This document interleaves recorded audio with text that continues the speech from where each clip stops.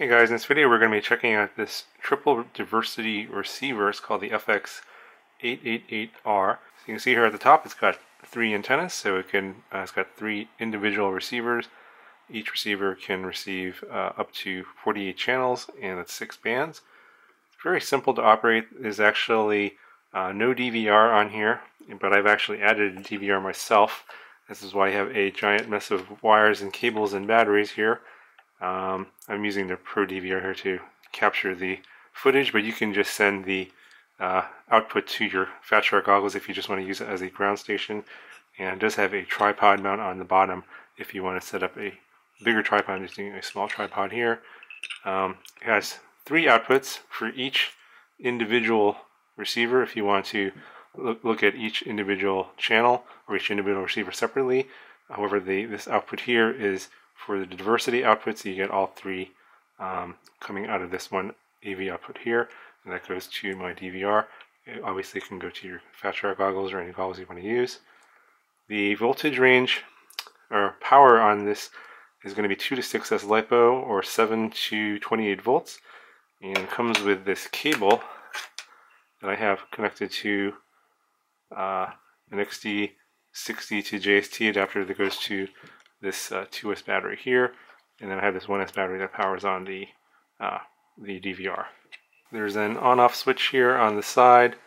Turn that on, and then the screen will turn on here. It shows your band and channel here, and it shows you the signal strength of each individual receiver. I don't have anything powered on right now, so everything is at the low. If you press the function button, you can actually turn each individual receiver on and off. If you just want to use, say, 2 or 1, you could do that, and then it times out after 5 seconds. If you press the channel button here, it will cycle through the channels on that band one at a time. And if you long press, it will go through the different bands. It's race band, B band, etc. And then the voltage reading is showing right here. It's at 7.25 volts. That's how much power you have currently.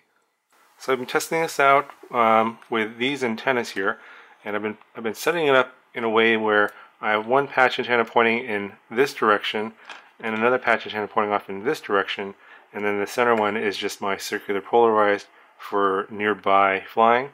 So this is pretty good if you fly kind of in one direction and another kind of in the middle, and it'll kind of cover cover you in both directions, and basically you'll have pretty good reception, very minimal breakup in this setup here with 3 receivers.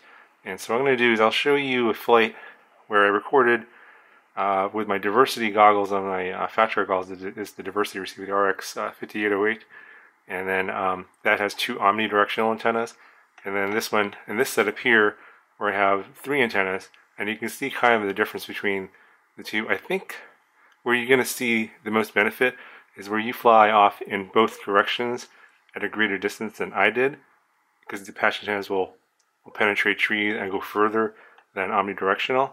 So you're probably not going to see that much of a difference between the 2, but I'll go ahead and show you the two video feeds side by side, and you can judge for yourself if you think that there's much benefit to going to a setup like this.